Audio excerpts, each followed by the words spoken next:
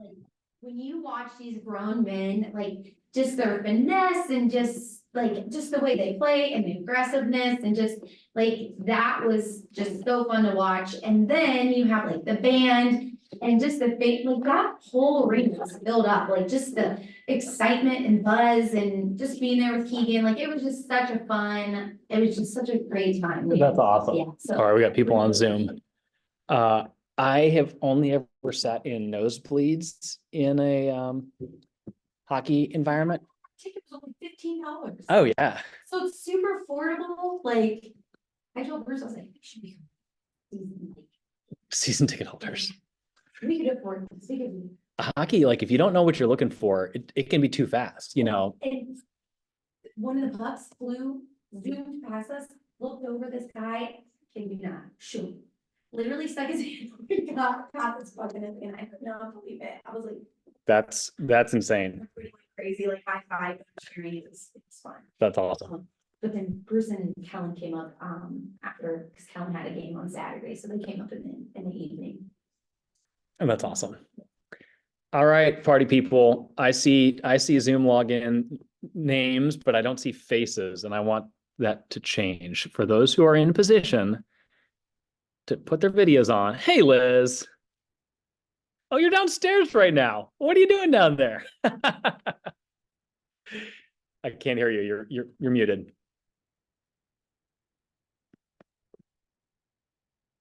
Still muted. There we go. I'm waiting for Amazon to deliver chairs. Okay. Fair enough. Coming to your office? Yes. Okay. Well, I'll allow it just today.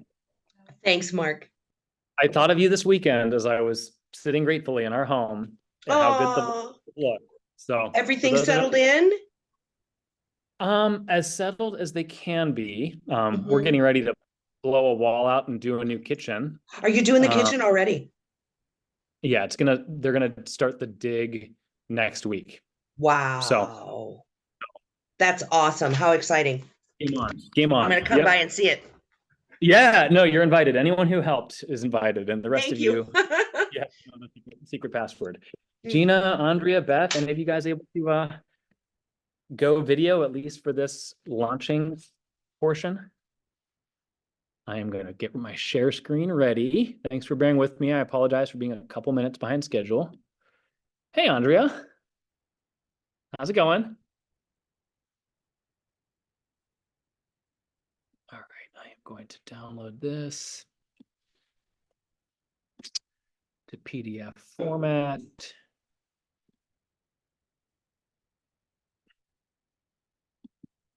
Open it up. All right, we're going to start with a little bit of a conversation. Oh, that's not how I wanted to do it. And then we'll get it rolling. That's not what I want.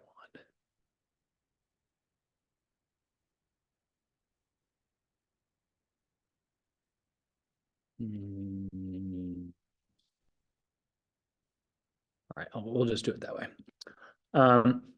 Okay, conversation. We got Carly here, Kate's somewhere here, and then we got a few on Zoom. So glad you all are here. We're already recording, so that's good. When you hear script, let's just have a conversation. I'm going to ask you to unmute. When you hear script, what comes to mind? What connotations, positive or negative? What words come to mind? What stigma do you have? Let's just have a conversation around what script means to you. Can I go back like 6 months, what it meant to me then? When I first started hearing it in the real estate context? Cheesy. Obvious, yeah. Yep, obvious. Salesy. Yeah, so let's stick with that. I think a lot of us have that like 80s salesman in a suit. Here, come to this seminar and master the 3 scripts that will unlock success in your business. Yes. Late night commercial sort of vibes. Anyone else share that connotation? Yeah. Liz, since you volunteered that saying 6 months ago, tell me what you think now. What's changed about your perspective from 6 months ago? Now I realize that scripts are not necessarily scripts, meaning that we're not verbatim. They're simply roadmaps to conversations that will help us to be more successful. Mhm. What has that changed for you? Keeping you on the Everything, spot. Okay. everything. Yeah, because initially it was, trying to remember LP Mama and those kinds of things, but now it feels so natural and so comfortable, and it's created confidence in me because I know Mhm. that I know how to talk Yeah, about real estate. that's good. That's great. Thanks for letting me put you on the spot. Sure. I'll loop back to LP Mama, put you on the spot in a minute on that. Andrea, do you want to share about your kind of your perspective or your background mindset as it relates to scripts? You're muted right now. Are you able to unmute? Oh, sorry. I try to follow a script, but I always seem to go off path.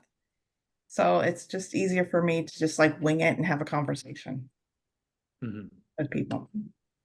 Sure. The constraints of feeling like you need to use specific language, Correct.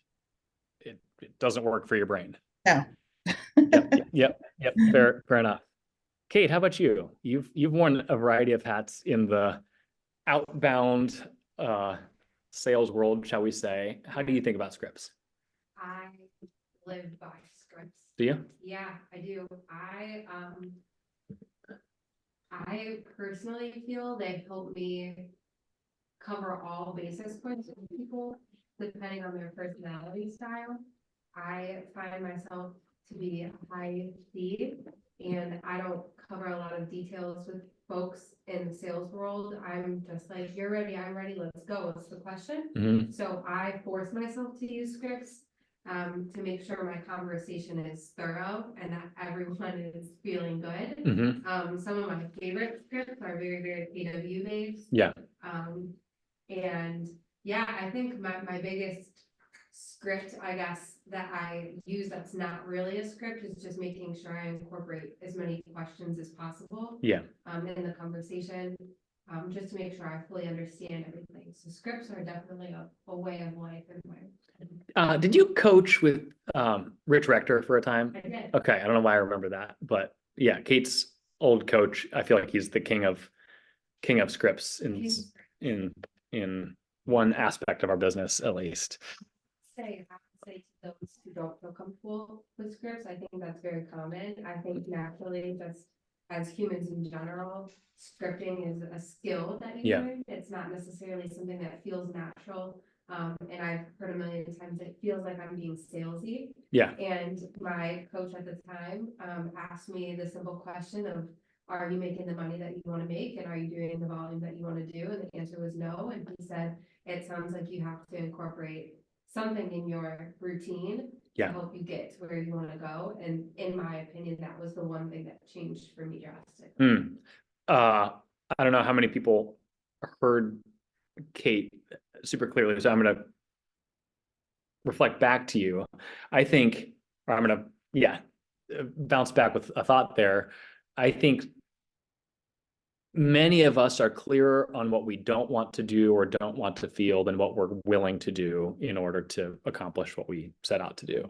And I think the role of a good coach is helping to expose the gap between those two things. And so like raise your hand if you want to feel salesy, like zero hands go in the air. Like, no, nobody wants that. Nobody wants to be the late night infomercial stigma person. But I also want to be in a career and I want to approach my work where I'm clear about what I am doing than on what I choose not to do. And I think more than half the people that I meet with are clear. Oh, I won't do that, or I don't do this, or I'm not willing to do that. And it's like, that's fine. You're allowed to say any of those things, but like, what do you do? Like, if your goal is here and what you're accomplished was short of that, what are you willing to do to bridge that gap? And so I appreciate you highlighting that. Carly, how about you? Oh, you said the salesy bit. Honestly, I've never used scripting in real estate, so I don't really have a lot of experience. Any coaching I've ever done has never been everything I've learned recently or with coaches has always been like more relationship based. And so any phone calls I'm making are to people that I know and have a relationship, and it's all just like a natural flow, I Mhm. guess, per se. But that's why I'm here, because I'm trying to look at other avenues of my business and other ways. I think for me, it would be easier. I could give me a whole list of strangers and I'll use a script all day. But when dealing with people I know and people that you know, love, you trust, it doesn't, that's when I think it feels a little salesy or uncomfortable using a script, because then it doesn't seem genuine. Like, Yeah. it's not you and them, but I feel like I'd have no problem. Give me a list of 100 people and a script, I'll call every single one of them. Sure. Yeah, if I don't, it's easier to be machine-like when you don't have authentic relationships. Yes. And if you value authenticity, and I know that you do, you don't want to be a robot. Carly, you know, come on, I know you better than that. Don't treat me like a robot. I am going to do a share screen in a second, just pass out notes to you guys. So, just a couple notes, and then we're going to kind of walk through the anatomy, and then we're going to get into it. So again, this is a get into action workshop. I'm not going to talk at you guys for an hour because that's boring, and that doesn't necessarily make you any closer to the action. So I will drop this document in the chat in a second. Liz, can you give me a thumbs up that you can see this anatomy of a script page? Cool. So let's just have a conversation around a couple concepts, and then we'll kind of get into it. One is, let's talk about types of leads. There's two types of people in the world: people that you know and people that you don't know. And to the point that you just made, Carly, the way that you're going to approach those two groups are very different. If you're cold calling a list of expireds, that's obviously a different type of conversation than if you're calling your past clients or you're calling your friends who haven't done business with you, but will someday do business with you. The level of, if on a continuum here, 10 is, I know every word, I have memorized every word that I'm about to say. And 1 is, I have no idea what I'm about to say, and let's just totally wing it. The less you know someone, the higher the number you want that to be. Hey, if I'm calling a FSBO, I'm not going to like see what happens in the conversation. Like I need to know what I'm going to say, because they're also getting called by a billion other people. And if I just fumble my way through a conversation, that's not going anywhere. Whereas if it's a dear friend of yours who is likely to do business with you, should they ever do real estate business, you can be a 3 and get away with that in theory. So just a note there that as you think about who you're engaging with, that should tailor how you approach our activity in a minute. Second point I want to make is starting with a list. I think for me, the biggest barrier to my lead generation efforts, which is what this is wait, who am I calling today? Am I calling someone that I know? For me, my work is different than many of you. I have 3 pages worth of co-brokes, people that you guys have closed deals with in the last 3 weeks. And so oftentimes when I'm not getting into activity, and this is true for any sort of activity in our business, the clearer you are on what you're going to do before you get into it, the more likely you are to do the thing. And so as you think through, hey, I want to call FSBOs, or I want to call my database, you're more likely to succeed if you got that list ready ahead of time, or at least going in. You can't just have hey, I'm going to have a calling session. You're going to spend the first 45 minutes screwing around on your computer thinking about who you might want to call, and that's not going to be a fruitful period of time. Jazz versus classical. This is, so I went to seminary, pastoral training school. The guy that I learned how to preach from was very much a classical person. Any musicians? So those who I can't see, maybe you are, maybe you aren't. Jazz as a construct of music is, hey, I know the notes. I know what key I'm playing in. I know the 3 chords that I'm going to be riffing around. And that's where we go from there. It's about mastery of the concepts, but freedom in the expression. that's going to be lower on the scale of level of rigidity. Classical, you pull up a sonata and it is exactly written out. There's no such thing, you don't riff on a Mozart concerto. You play the actual music. There is not a right nor a wrong answer to that. Some of that may be personality driven. So if you're a more relational person, a natural conversationalist, you don't like sounding salesy, with what Andrea just shared. Hey, I find myself getting off the specific language. Like, it sounds, Andrea, as though you started as a classical musician or with classical musician pressure, and you transitioned into finding yourself as more of a jazz musician. I would say, and I put script at the top of this page here. I put script with an asterisk. A lot of us have the notion, you just kind of shared it. Oh, I don't script. I've never scripted before. And my perspective in a KW, we talk about, they're not scripts, they're conversations. Script is just a construct for having some clue about where you're wanting for the conversation to go. What am I leading them to? What am I asking them about? For me, I meet with agents all the time, and the more you do something, the more natural it becomes. And Liz, this is kind of the comment that you were making. The more natural it becomes, but you're not just totally winging it. Hey, the reason for my call is, and we go from there. I'll sit down and I'll meet with a recruit, and when others have observed me do that, they're like, oh my gosh, like you like nailed that. Like you got that down. How did you say that thing again? I'm like, I don't know how I said what I said, just because I've had this conversation enough times. So the more you rep on something, the easier you can riff on it. A couple other points, and then we'll get into the anatomy. When you are crafting a script or when you're making a call, there are lots of different reasons for making that call. If it's a FSBO, you want to get an appointment with them. Let's just talk for a second. You can drop in the chat, unmute yourself, or Carla, you can share. What are other reasons that you can think of? If I'm calling 50 people in my database, what might be reasons for me reaching out to them? Like outside of real estate, you mean? Mm-hmm. Or related to real estate. If you were calling a list of friends that aren't necessarily looking to sell today, what might be your reason for calling?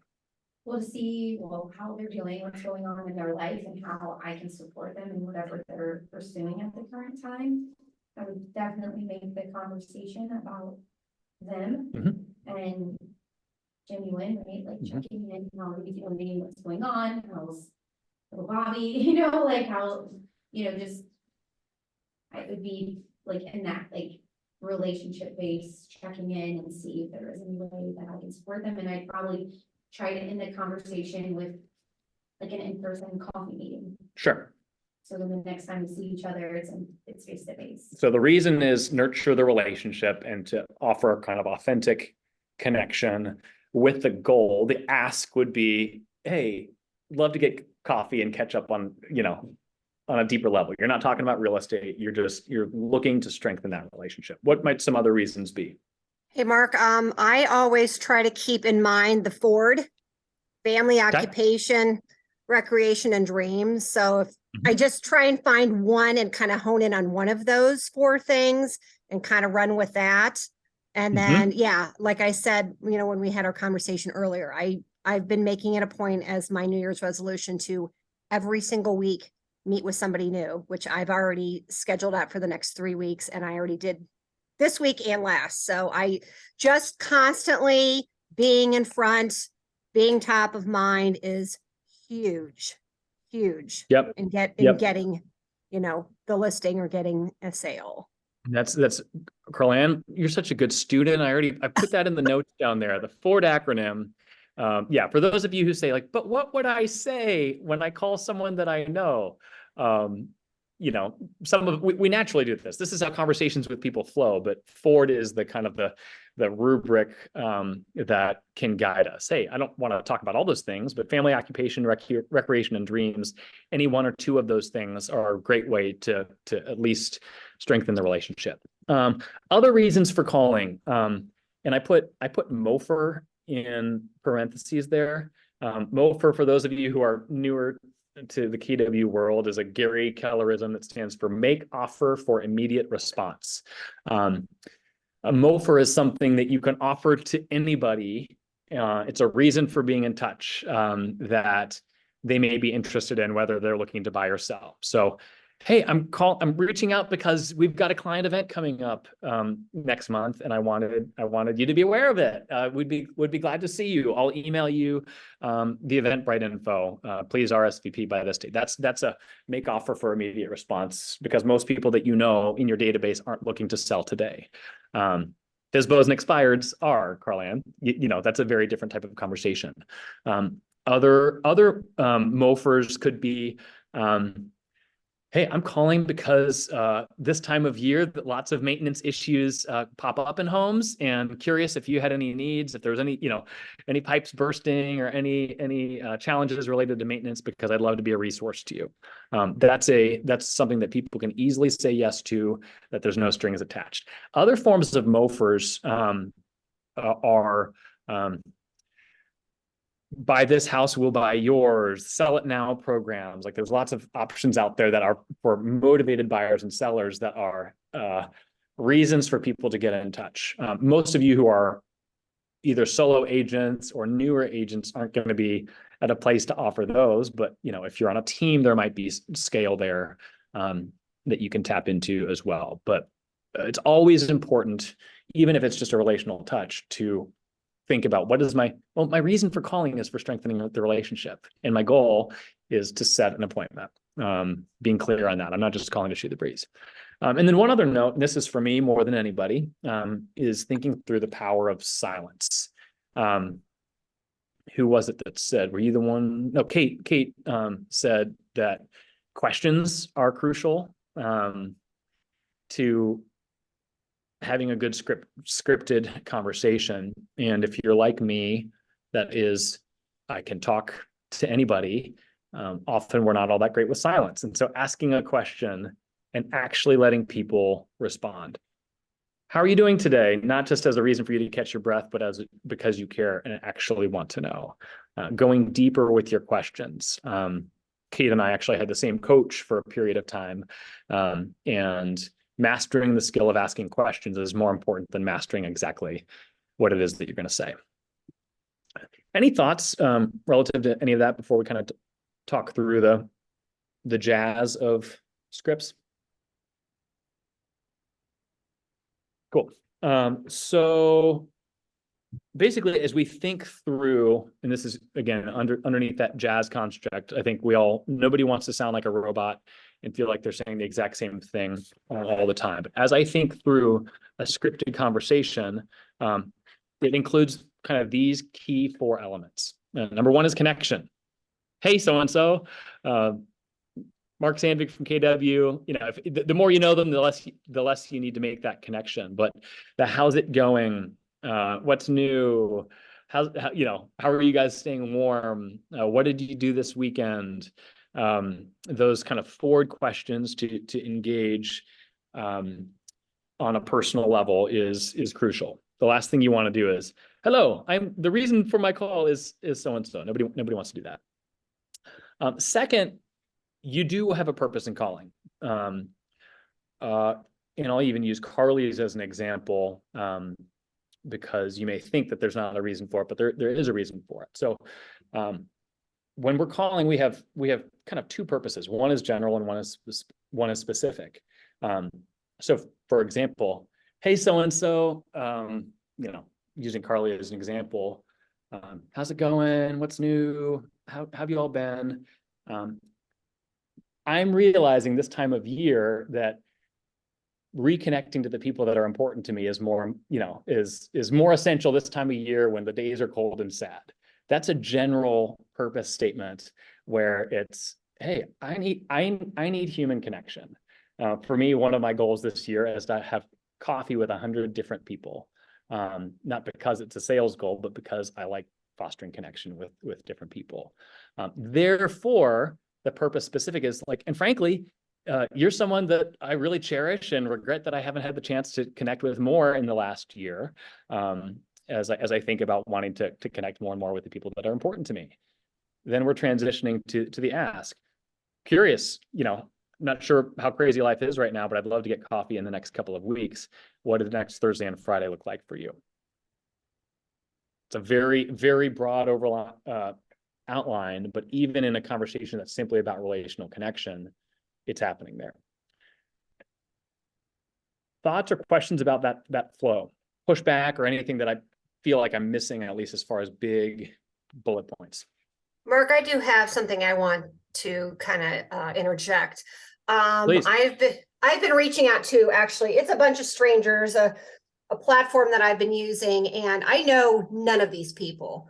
But my angle in going in and having and starting a conversation with all of them is, hey, Happy New Year to you.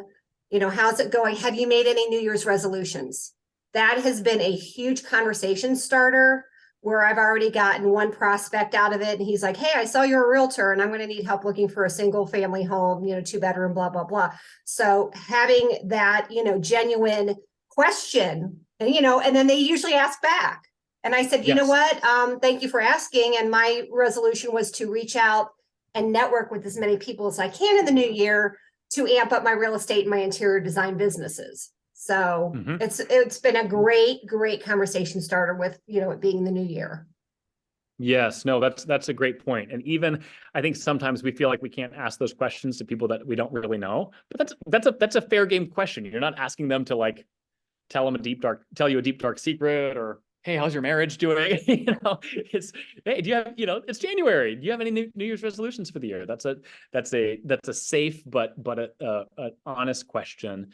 And to your point, Carl-Ann, I'm glad you raised this, made this comment. There's this thing called the law of reciprocity, right? When we ask someone a question, law of reciprocity dictates that like the overwhelming majority of people are going to say, oh, I should ask you that question as well. This isn't a one-sided, I'm just talking at you sort of conversation. And so when you ask, and that's the genius of kind of the Ford rubric is, how's your family doing? And then someone's gonna ask, how's yours? That's just the power of human interaction. So Carl-Ann, that's actually that's a D sort of question. Hey, what are your New Year's resolutions for the year? That's a dreams question. Hey, do you have any goals that you're excited about for this year? What's going to be different about this year than last year for you? Any of those questions, particularly this time of year, that's a great conversation starter. And then you transition it back. If they ask, it's easy. If they don't ask, say, oh, that's awesome. What do you need to do in order for that to happen? You go deeper with them. You don't just make it formulaic. They say, I'm excited about this year for a variety of reasons. One of which is that I have a personal goal of selling X number of homes. Curious, is there anyone that in your world that would benefit from a conversation relative to their real estate needs? Then you're transitioning it to a real estate specific question, but it's coming from, I have a goal. And I've found that the more personal you make things, I have a goal isn't my sales manager expects me to do a certain thing. It's not, I need to feed my family, therefore, I don't know if I'd go that route or not. But it makes them feel more connected to you as opposed to this person's just talking script with me. So what I'd like to do, and I put that in the notes there, I have a goal. That's a good way to start this time of year, is to spend 5 or 10 minutes thinking through, okay, what am I doing? Carl-Ann, you're focusing on a FSBO right now. You could flow it in that direction. Liz, you may be focusing on inviting your database to a client event that you guys are putting on in the next month. Carly, you may be looking to set a certain number of coffee appointments with your people, but playing with this structure, connection, what's my general purpose? Here's what I'm doing. What would be my specific purpose? And then what's the ask that I can make? Let's spend 5 or 10 minutes. Let's say 5 minutes. This isn't a rocket science activity. And then let's do some sharing. that make sense? So there's blanks on here. Actually, let me drop this in the chat then. For y'all. Do a stop share.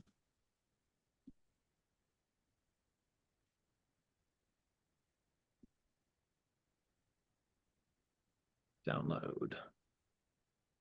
I don't want it as a Word doc.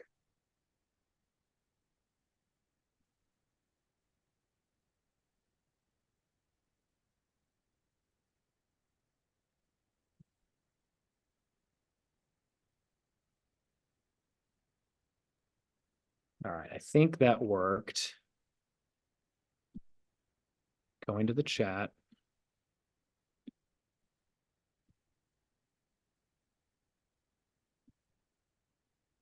All right, I just dropped that document in PDF format for you Zoomers. Liz, can you click on that and see if it opens for you? Thanks for letting me pick on you since I can see your face.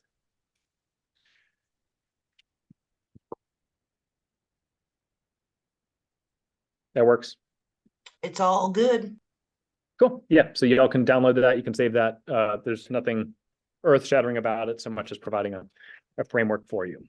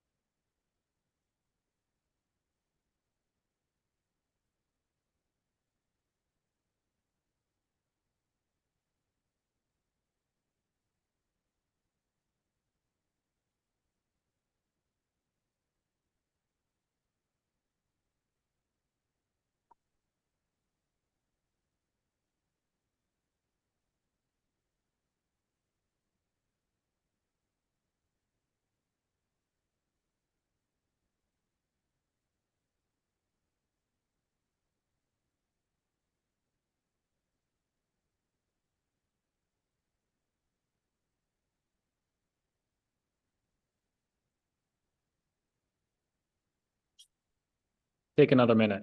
It's taking me longer than I thought.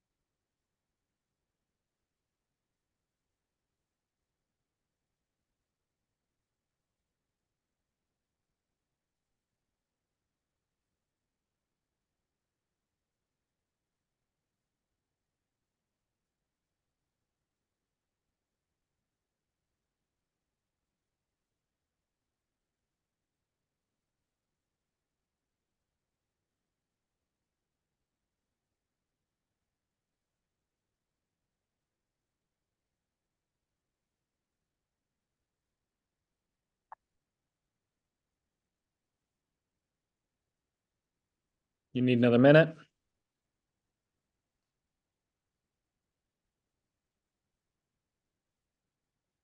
Liz looks poised. Liz, can I put you back on the spot again?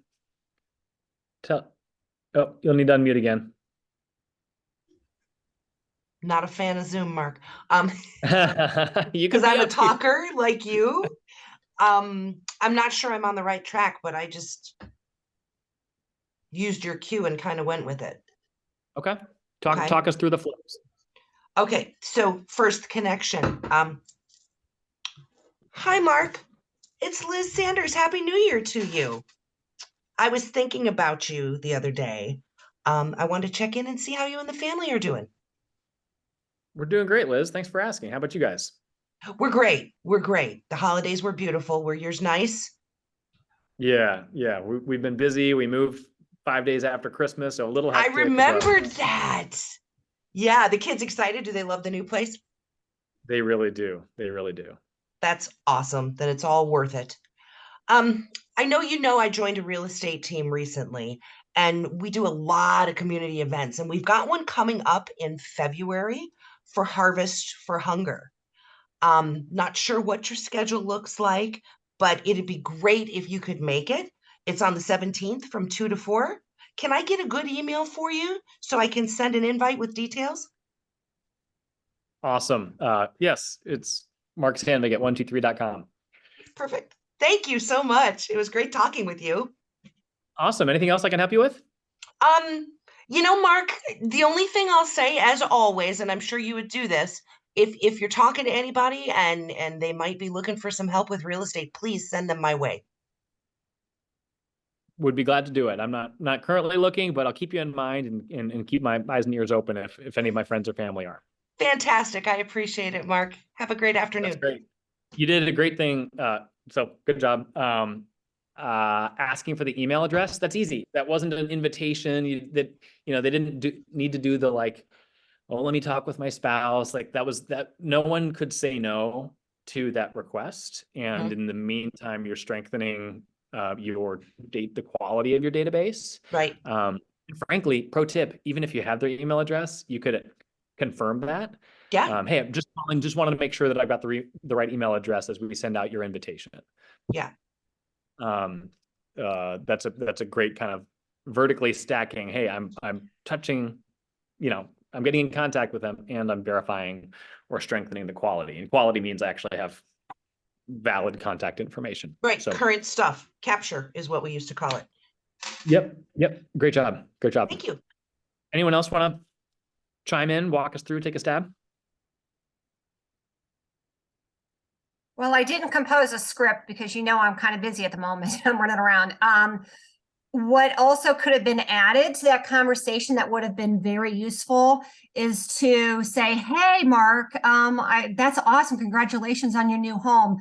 Obviously, you don't have any real estate needs, but do you have anything in the way of resources that you would need that I can assist you with, like plumbing? Are you doing any demo work? I've got contractors on my list, painters I have on my list. I'd be happy to share those with you. Yep. Yeah. Even just asking, do you have any fun projects planned or exciting projects planned? And then that gives you the opportunity to provide value. Our goal is to provide value whenever possible. Doesn't mean we're selling something, but for them to feel like, oh, Carlann is the person I would choose to call when I have that question is part of the goal. That's great. Who else?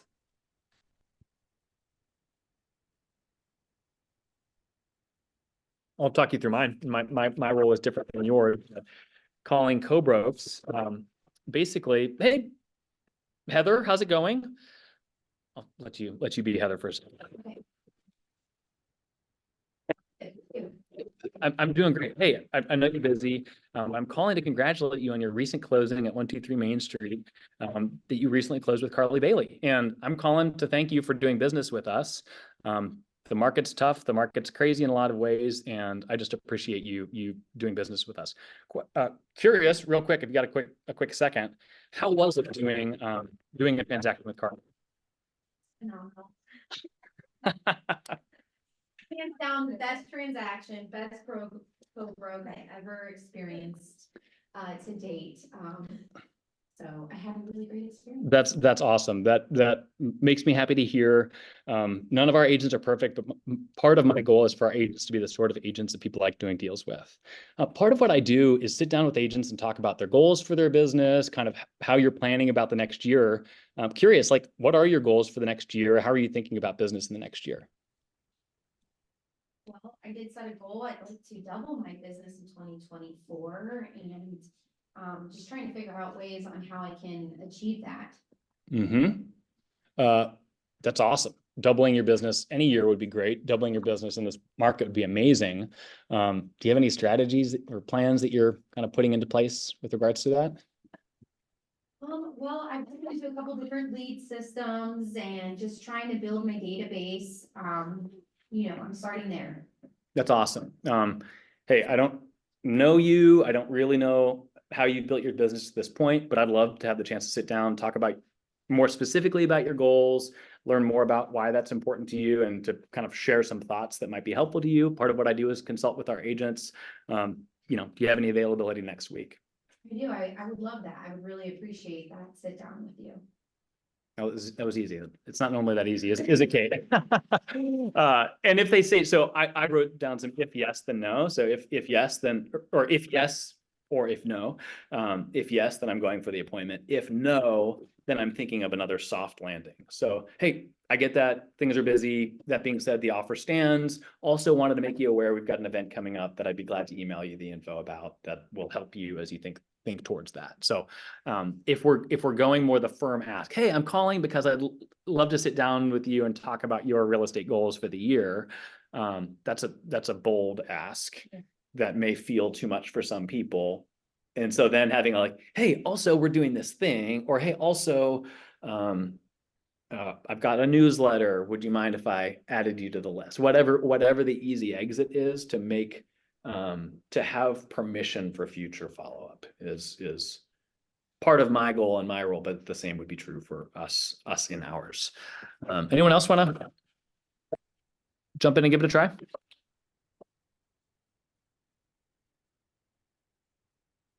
Cool. Well, my vision for what we do is now actually do some of that, following the flow that makes sense for you with where you're at in your business. One quick note, texting versus calling. Direct phone calls are proven to be the most successful in making connection, in strengthening relationships, etc. In an age of noise, in an age of everyone's getting messages from a million directions, the personal phone call is actually a dying communication form. And so when in doubt, my recommendation is to start there, particularly with people that you already have a relationship with. One thing, that being said, texting can also work. There's plenty of people who aren't going to answer the phone call from someone that they don't know, but they may respond to a text. For me, when I'm going that route, I'm going to lead with a text. Hey, so-and-so, I hope you're having a good day. There's kind of a soft, hey, congratulations on that recent closing, or saw that you've been crushing it. I hope you're doing well. And then that can open the door for opportunity. And so I like to use a text as a door opener and then say, hey, do you actually have a few minutes to chat? I've got a few questions that I'd like to run by you. Is a way of scaling, because none of us are using dialers that I'm aware of. There are those of us in this industry who do, but if you're here, you probably aren't. And so texting can be a good way to scale. Hey, here's the sort of door opening question that I'm going to ask 50 people. And then as they respond, I'm going to set appointments or engage more conversationally from there. That's just a pro tip. So with that, unless there's further questions, let's do the activity. For me, from a goal standpoint, I have more names than I have the time to call right now, but I'm just going to get on the phone, probably do a mix of text and outreach, but hope to make contact with as many co-brokes as possible. Anyone else want to share kind of what they're looking to focus on? Mark, I'm actually doing some ISA tasks for the team right now. Cool. So I'm going back to old leads that have gotten stale and trying to reconnect with them. Cool. Love it. Where's the best place for somebody to get like outside of your sphere? I feel like I connect and talk to my sphere and love on my sphere like on a regular basis. So they're constantly getting some form of communication from me every single month. I would like to generate new business, and I know that does come from your sphere. So like, do you just keep working your sphere and keep reaching out to them? Or do you like, is there a way to reach out to people that maybe aren't part of your sphere, but kind of stand out in your mind, like, hey, like that's somebody I think I'd like to do business with, just from like general interactions and. So the question is, where do more leads come? Yeah. In effect. So if you want to do business with people in a relational, authentic sort of way, which is part of who you are, the best bet is always going to be through your sphere, and leaning into the referrals from your sphere lane even harder.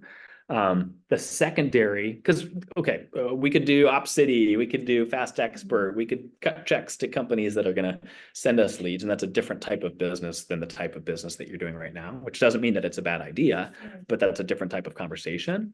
So utilizing the scripting to call the people I already know and know me, my sphere, and setting a script to get the name and number of somebody they think. If I'm you, knowing what I know about you and your business, my strategy is going to be consider what kind of MOFR you can create that makes it easier to do two things. One is to talk with your people. Hey, I'm doing this thing. It's a giveaway. It's an event come spring. It's some sort of easier reason to be in touch with your people. But also that's an easy reason to be in touch with more people than just your people. So it's, hey, Ashley, I'm calling, hope you're doing well. I hope you're staying warm this winter, calling because I'm planning this thing and curious if it might be something that was interesting to you, blah, blah, blah, blah, blah. Awesome. And also this isn't, limited to only the people that I know. So if you've got a friend or two that you think would benefit from that, I'd love to connect. And just a note on that is pause.